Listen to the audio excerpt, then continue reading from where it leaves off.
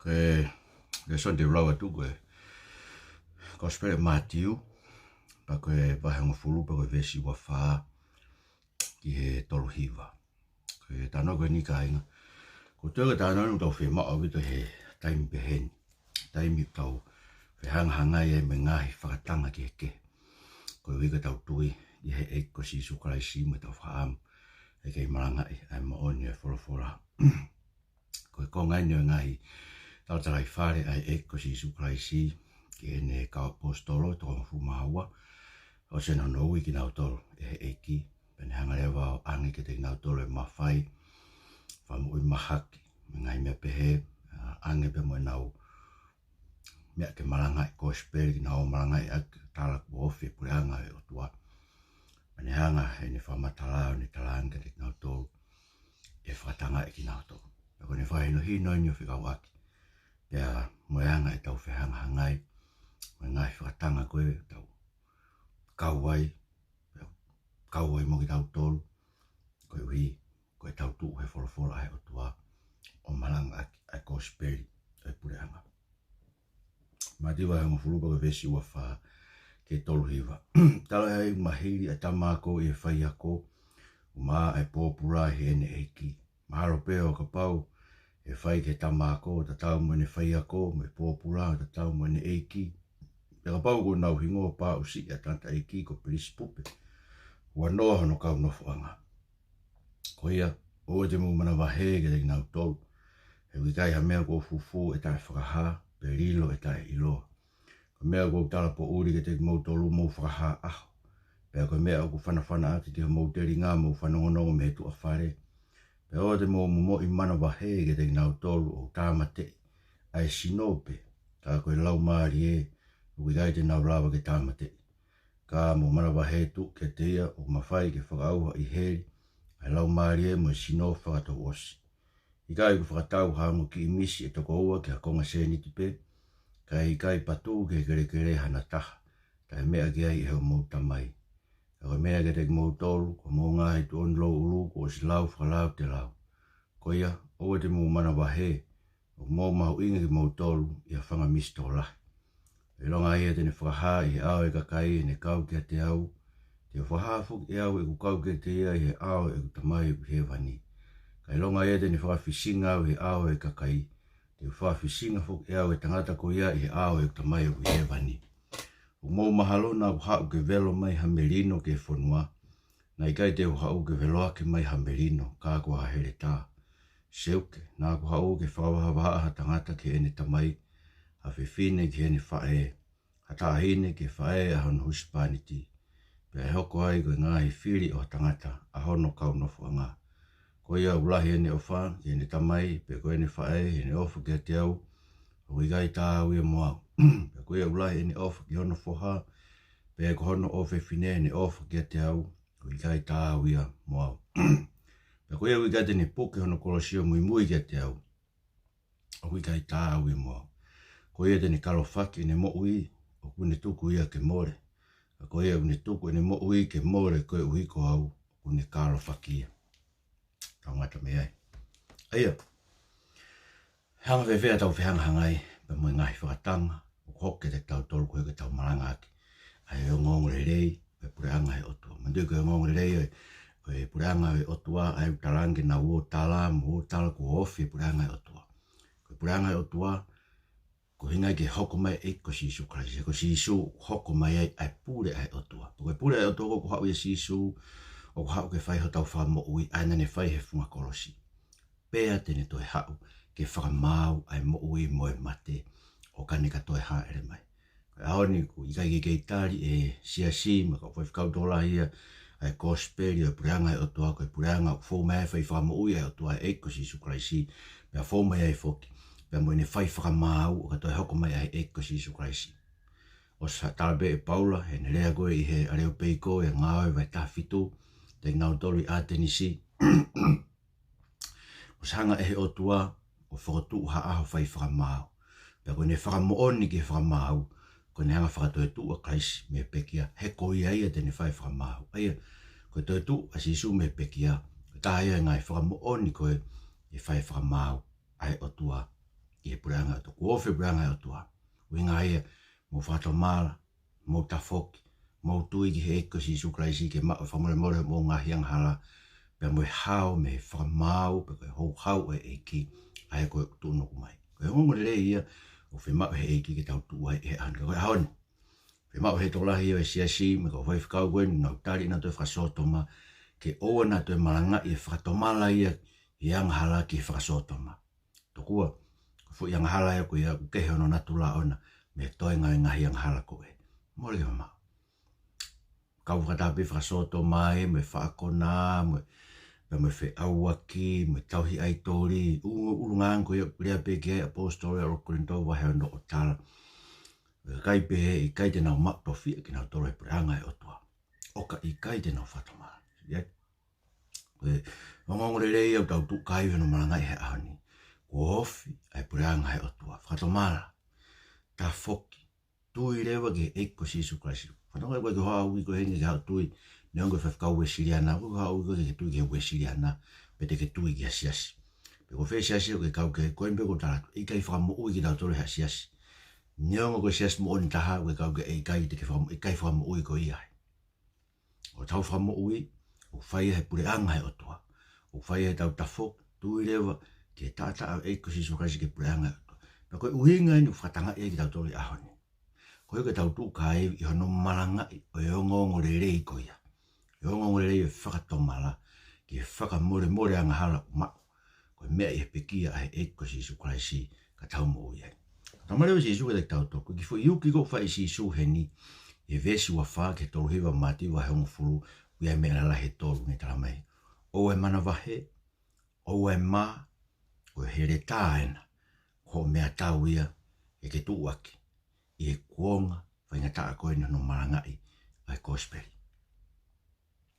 O e mana wahe. Tua tōru hanga si Isu tarangi ne kaua ko, o e mana wahe. Whanau ke vēsiwa no koia, o te mō mana wahe. Ko he lau i kovi ki moto. Tangi si Isu ka paune nau lau i kovi ia o tala, o ko whai ia, e ku whakamu o i maha ki, mo ku ngahi mana ia perisi pupe he iwi e kau te evoro. Toi me te nau tala ke te nau tala re ki moto. Pako hao ko whae e ngau e koe no maranga e ko speri ko amanagi ki ke ongo ai pe tala noa re e hau hingoa au ko whaenga e ke. Ko ngau e koe no tua ke pureanga e otua. Ko ofi e pureanga e otua. Ko ngau e tala ko vi ai a ki tauto. E tala ko kai lotu loi, e tala ko iwi o perisi pupe. Ko ingai e tala ko se tane, u koe ke tau whai mo oni, e tau hanga marangai, koe ko iwi whaka se tane, tau o whai ake. E marangai, pureanga e otua. Oua, na mō mana wahe. Ka mō tua whakaha, tala si Isu e besi wa fitu. Ko mea koko tala ka teki mō tōru, mō whakaha ia. Tala tala po uri, tala he taimi katoa pe. Nui ngā ka inga ke tau fo. Tō ma, tō kai, malanga i whorofora e otua, neongo e tala kovi ia ki tau tōru. Wai ki channel hei ni he YouTube. Ko se peo ia iga ki motoru mo rau ko. Me kase ki utu e lau taka ki motoru. Ko tuka o motoru ki he eiki. Ki hanga he eiki o whakatonton mo ne whakahino hino ki motoru. Ki mo mai loto whakatomala. Ki mo tafoki. Ma mo tui ki he whorofora e kospiri. Hono ua koe me talamai si Isu koe o te mo mana vai vesi o waru. Pea oua. Ki mo moi mana vahe ke te kinau toru tāmate ai sino pe. Ka koe lau maari e kai te nau lawa ke tāmate. Ka ki mō mana wahe tuku ke te ia. O mawhai ke whakauha i heri a lau maari e mo e sino whataosi. Tau mana wahe tau tōru ke pureanga. Wai tau mana wahe ka mawhai whapuri kāre, mawhai whasiasi. Naomi ke lo me kina ki tau tōru tōku ke te tau tōi rea aki. A he whora koe ni pureanga i otua. O uke ka kai e kauanga hala tau peke nau whatomala. Ta whoki o tui he eko si Isu Kraisi. Tūnuku ma heri. Tūnuku mai me mate anga ua. Sio, tōtonu ke tau wili fia ki tau tore mea koe patau ngā uke kakai. Ke nau tafo, ke nau whatomala, ke nau tui rewa ke eko si Isu Kraisi. Koe hui ko nau mui anga pe. O te tau mana wahe ki tau tō.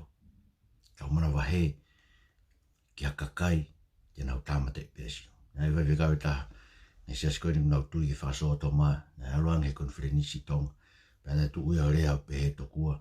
Wa whai whekau pe ia he siasi nau tui ki whaso o tō maa. He tu tonto koe ke tau whakaapa apa. Siko fui rea whakaapa apa. Ke tu unia ko whai e siasi koe to koe na tala me tonga ke o me nofo e malu e kau palangi nga siasi palangi me ua kala ua ki ko tala me tonga e uga ko tala ai o tua hui nga le pe fare ina fai o me nofo e malu ko ia honi ko he kau palangi ko ina na pe he e tala ko ia tau tui ta tau me kau palangi e meto tisi honi wa fe ki na dolo tui ki ngai to ka terin ta fa to tapu ai ga fe ko ua ki kono wa re ko whakau ko whaka apa peto kua. Ko fu irea ia o ai e ka kai na weri fia, na foi, na manawa he ka nau ka rea ke whakasoto ma he loto whare ko na unofo e tuski na to e to e na ngā we, e turi na to me ngā we, ko na mana to ke o la isima mo whai ngai ngā we pe he. Aia, kono uinga ko whanki mo no ia ko na uma o he loto whare. Na mana toro uki to ue whaka apa. Ko e me foi meha no tolu na mai tala mai. O te tau whai whakamau ki tau tō. Kainga, o si whai e si sue whakamau e kau whakasoto mau ne tala mai to i tapu. Hei kai hou ha taha whakasoto ma ki e mo ui tai ngata. O si whai e si sue tala mai, ko mea ko ia whai e ria, ko mea ko e ao e otua, ko mea ko pe furiki vanu. Ai ene pehe, ko e kau lapo unga ki hai e pehe ki o te tau whai whakamau. Tau rea, he mea ko rea ki ai otua. Ko otua ko rea, kene hanga o whakahalaki, ai mea ku hala. Kau bereo heo tua, ai mea ku hala, ai ke hala ia, mea mahu inga ia. Paka ilonga more tau mo ui, more ha tau lakang, more ha whanki monu ia koe ni tau siuke, more ha tokua moe, whalala mai e kakai, sio foi mea ni taku. No foi mo ui koe na matore kau whaiwhi kau, tokua mau ki kakai. So, tau nofu tau ai kakai, ke tau nofu ai o sisu, koe mea mahu inga, mai sisu tike mana wahe koe. Te mama hai ke kakai koe na te nau tope na tolo ho sino. Te nau tope ngai monu ia whakasino koe ai ko ke pehe. Koe me e whai mea tauhi. Te mana wahai ke te ia koe. Ai koe te neri e sino mo e lau maari ki heri. Koe ilo peo kai hau ni koe. Tolai taha koe whakau e koe ni. Ai nau kei nofa ngai ses whakasoto ma. Koe ke nau kei tui na tuki heri. Nau whakakata ki na tola heri to kua. Whetu pe ia tu i seru sare ma whetu ai. O te mo wa inga ngai ko via fili fai. Kei pōpua ki mai pēr tai vasi me kakai heri he ahoni te mou tolu, mou whatomala, mou tafoki, mou lau e toi tapu, mou tui ka mou sese me kau palofita. Kei uhiki mou hao, ma tau hao, me whamau e tau tunu, ma tau hao me vela, me afi whatu taha maki o heri.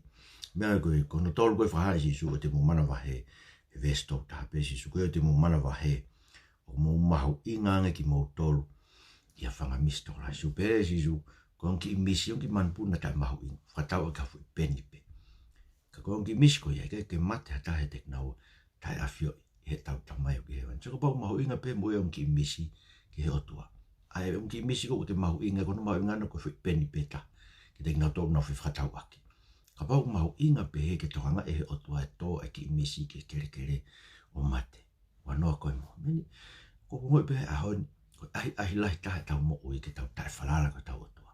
Tau rea ki pe tau tau le si hova, ko ke tau tui tau ki hai. Kono mo ni tau rea tau paanga, tau rea tau ngawe anga, o tau hiau he si, sio. O tau hanga tau tolo o mai he tau whakamateri e. O koe ke tau tui ki tau tolo rea, o mahu inga e tau mo ui, e tau tamai he vani, mahu inga ngeha ki misi e ua, e tau ke kere. Wau ia, saenge mahu inga nge te au e mo ui hangen kong ki misko e. Ha ai ke wha mahu inga i au e si to kua ko heko. Tuku ai ke saiki he. Pea tala ko vi e kakai to lai pe he to kua ko wha maa vahe. Ko hea ko tuu mo kakai ko na tuu e whorofora to ka koe. He kai lawa ke tau tuu whakataha ki tau tole mo oni mo e loi. He lawa e.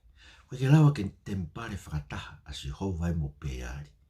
Ko pau ke kehe kakai a si hova. Ko tempare o si hova, kehe me tempare o peari. Ko pau ke kehe, ai kakai nau tua tau kawe, ai whorofora e atua. Eo, e whakatanga i ki tau tolu. Eo, e lau i kobi i tau tolu. Eo, e to'o tau whanki monu i anga, e to'o me eo, me mana koa he kakai, e to'o i koe tau tu. E whorofora e atua marangai, e tala tau loi.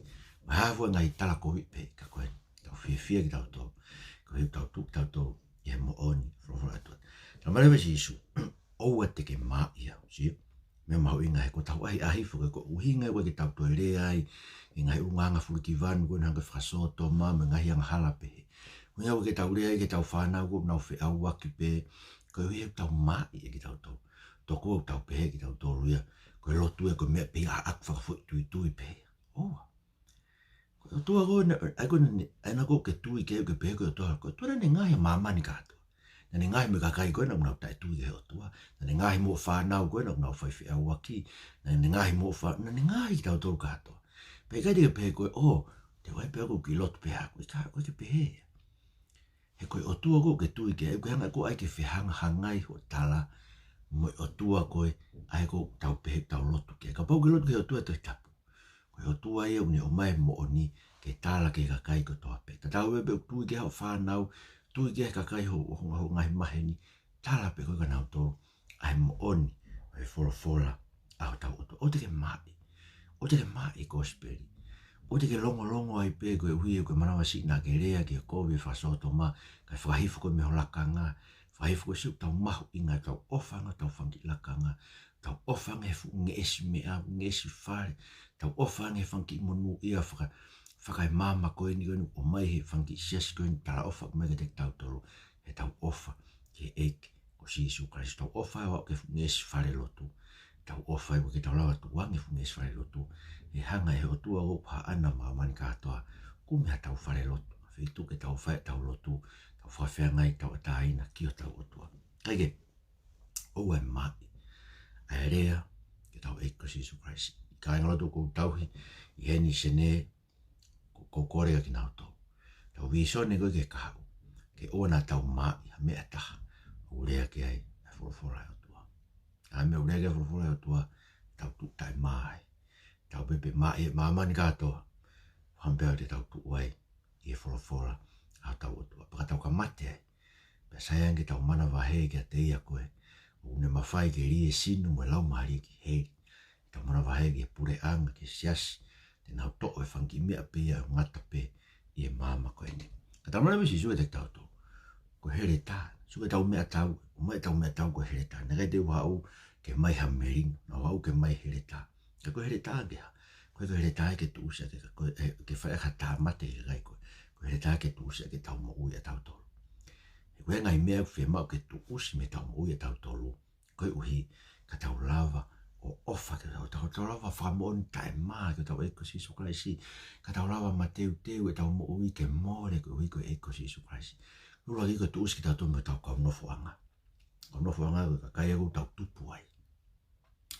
Na tupu aku pe siu ko toa pe ia. O nau nofo e maru e lotu whaka siu pea ne aho walu pea kamu pea ne ebe ngai tutu unia e lotu pea au ke tauhi e lao pe he paula awe nei liwe he iki ni siu whafoke ngai mea koe ai tauhi e lao ai aho walu pea kamu ka toa ngai mea koe na ne whapore pore ke mua ni lau koe kino haape koe uhi koe mahu inga koe ilo i o Christ Jesu koe iki muang ka inga ke me mahenga pau ke tu usi ka nofu anga e paula pau ke tu usi tuku whaholo koe na nau tupu ai nau roto whare whawhamiria tala ko nau mo ui angahe tokua koe tauhi e lao whakasiu tamai paula koe ke uke i he lao ko i he lao kalaisi hana o paula e wenga paula ko lao kalaisi koe ofu ke toa ke kotoa tau roto kotoa tau atamai toa tau lau mahari ofa ke o kaunga api o hange ko ofa ke te koe suke ko poke ofa ko kaunga api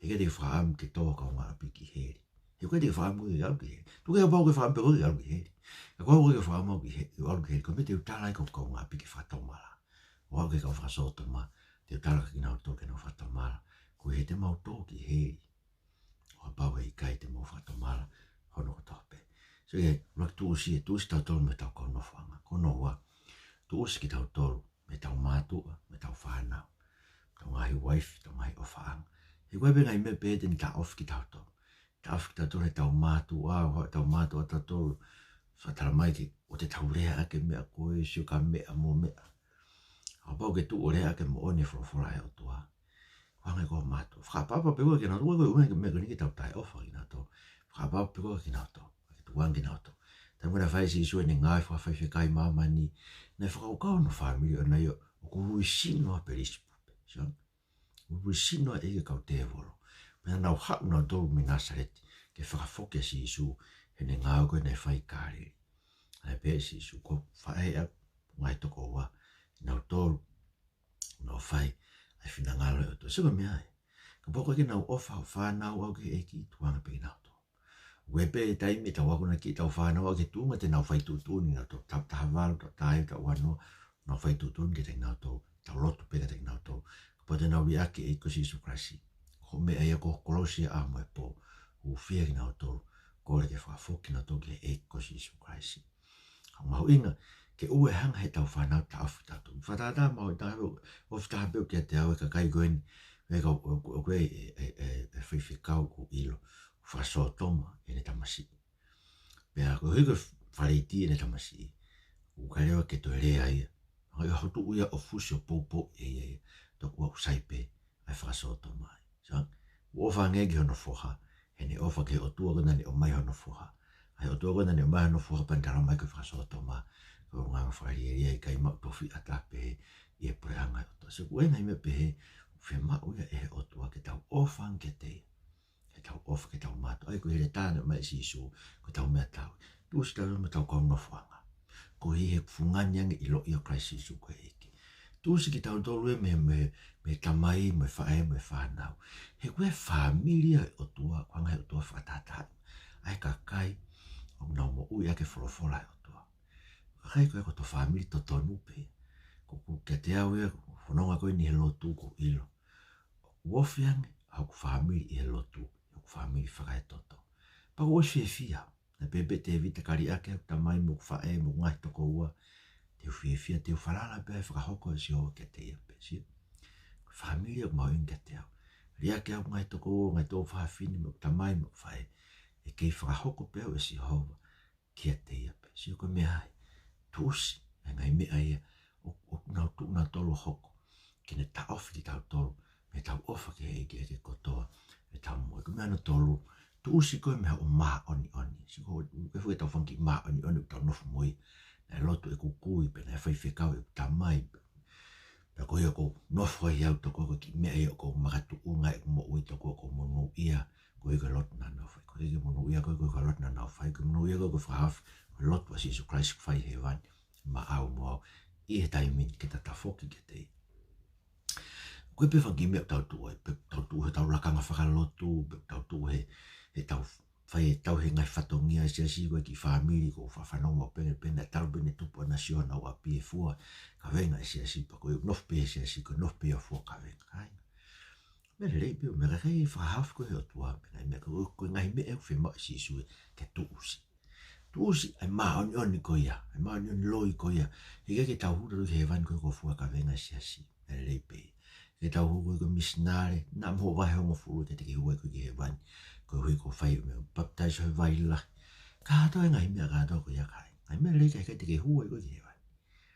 Koe mea koe mai si isu ia, ke to o hele tā koe tuusi a ko maa oni oni koe, ka ke to ho kolosi o aika te koe, so koe kolosi, koe mea na e fua he kakai, na tau te amate. Kau fua kolosi, na nau fua nau kolosi, me whakamau anga ko tutu unia no tau te amate ki nau tolu, ke wheitu koe e tutukia ki nau tuke kolosi ko ia. O si isu, na ne fua hono kolosi, osi hono tala koe pailato, ko pau ke crucify ia. Pa ne fua hono kolosi me ai ki kāre vare. Si ko whiwaha ai tau fua e kolosi. Tau fua e kolosi, koe whahinga pani hia ki tau tolu.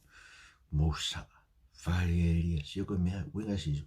Tuusi tau tolu mea tau whanara ka tau maa inon. Apostolo Paulani ta mai, nau tau he rawe lao hao hao, ka hiono whawhia hoa naki ki he ilo i o Christ Jesu ko eki, koe vevepe.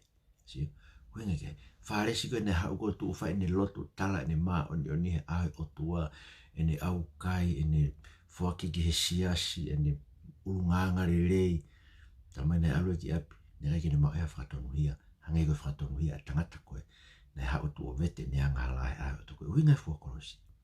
Ai ke te ki tau tolu. Ai kolosi koe kakai tau tolu tahau i tau mwita to moheri. Ka ko hawa si Jesu Christ o taki ki tau tolu ki he van.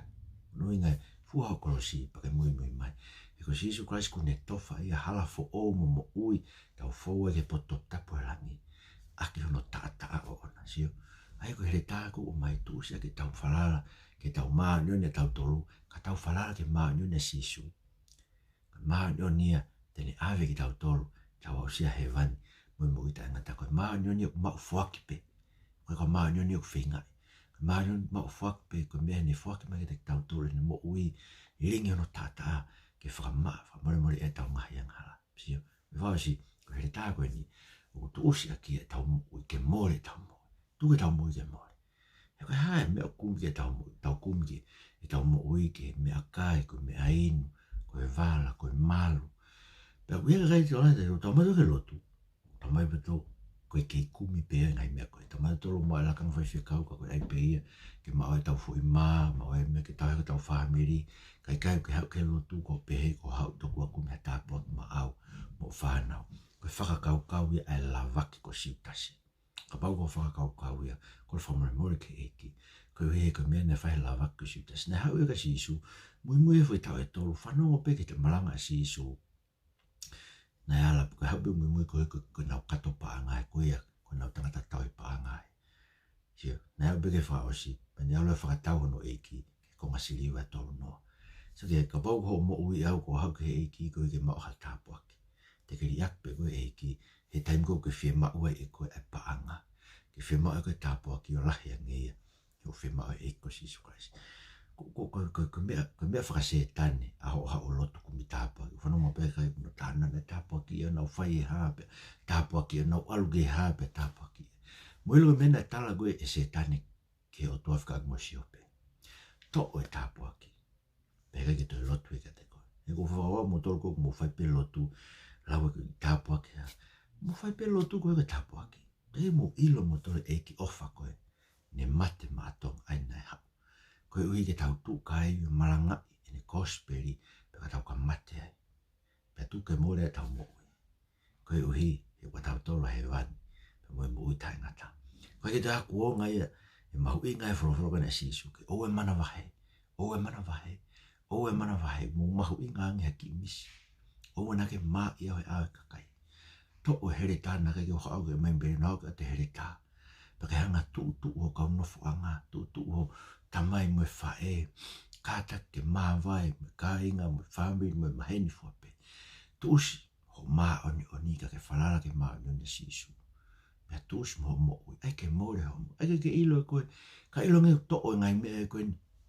Whamamani koe ni whai ko tau hi, e ke hanga pehe o tua, o whai o tau he koe ko ona mamani, mono fufono.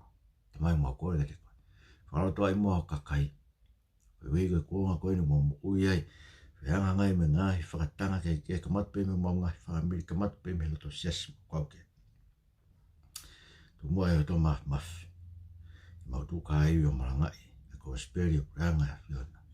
E kai ko toa peke na hoa whato mara, tui ka te koe sisu, na mo i tai ngata i hoa wha. Peka mo re mau mo ui, whawhawhetai, ke o pe langangi, make time ki eternity. Ia sisu Christ ko mo wha mo ui. Amen. Arapitu mo mea mai mo mea.